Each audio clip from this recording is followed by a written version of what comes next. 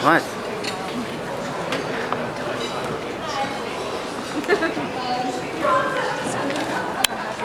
Wednesday, August 5th of this past summer was the perfect summer day in my hometown of Barrie, Ontario. The sky was cloudless and it was hot outside.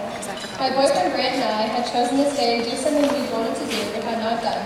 Walk approximately 20 kilometers from my house in the south end to Barrie's main mall in the north end. He got to my house around 10 a.m. and so we began our long walk to the Georgian Mall. About 40 minutes into our little adventure, I wanted to stop at the bank. I belonged to RBC and it was en route, so we stopped so I could make a $20 withdrawal. I've been used to having and managing money since I've been working for over 2 years at nearby McDonald's. Having paid for many things such as sports, clothes, etc., yet still trying to save money, I thought I had around $1,600 in the bank at that time. I thought absolutely nothing of my $20 withdrawal until I read the bank slip and saw that my account balance was exactly $496.92. Staring at the bank slip, I felt the blood drain from my face and practically felt steam come out of my ears as I quickly realized I'd become a victim of fraud. While Grant was trying to stop me from having a heart attack, I called my mom, who rushed over to take me to see a friend of hers, who worked as a branch manager in an RBC downtown. I was already planning on contacting the police after I figured out how this all happened, and I was also thinking of which store my debit card information to have a copy from. We arrived at the bank some 10 minutes later.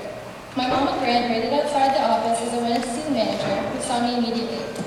Just as I finished formulating my plan to boycott every Max Milk for the rest of my life, she handed me a list of transactions on my debit card made in the past 7 months for me to verify.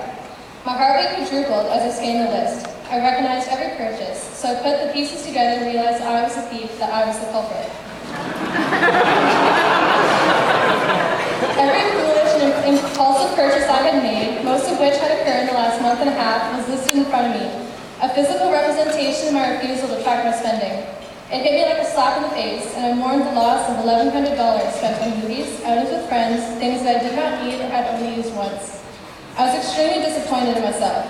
I was embarrassed of the list, of seeing my money exchanged for tactless purchases. I was shocked to see how many transactions there were, how the prices added up, how my thoughtlessness added up, and my total was $1,100 worth of stupidity and immaturity. However, sitting dumbfounded in the chair, I took my first step towards financial maturity as I opened up an online bank account to start keeping track of my spending. When I left the office, I was devastated. I went from wanting to avoid every convenience store in the world to seeing the consequence of not tracking what I spent. My mom did make me realize that I'm only 17. It's not like I have bills to pay with $500 in the bank and working while making minimum wage at McDonald's. Grant and I did finish our walk to the malls. The day did have a happy ending. With that incident, 2 months in the past, and anticipated university acceptances fast approaching, I have changed the way I handle my finances. I religiously check my online account every 2 weeks, and I'm constantly updated on my account balance. I've actually learned to use my brain to distinguish between want and need, and I use that newfound revelation to reason out all of my purchases. I'm grateful that I learned this lesson while I'm 17. Not 15 years down the road when I have kids to feed and a mortgage to pay. I believe that this harsh reality woke me up and made me realize what I'm responsible for. I feel that from this kick-in-the-teeth experience, I can enter the real world, confident on my newly discovered knowledge on keeping track of various purchases and knowing at all times what is in my bank account. I now see the importance of money, and now I not only have the goal of leaving university with an honors Bachelor of Science, but also using my money management skills to leave debt-free. Therefore, the dumbest thing I've done with my money is recklessly spend it. I learned to track my debit card transactions and to take my finances seriously. I believe that mistakes are made for a reason, and that each mistake teaches us something. I believe the lesson that I learned on that bright, sunny day taught me the importance of being responsible for my finances and for myself. It is a lesson that only I could have taught myself, and I'm thankful that I learned it now, and the only consequence was 6 weeks of long hours and overtime working the drive-thru at McDonald's. Even though it seemed like the end of the world, it was ultimately the best mistake I've ever made.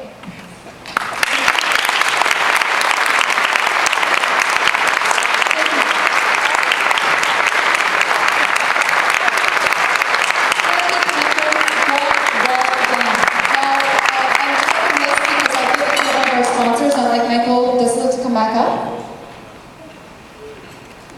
Last but not least, I assure you. And can I please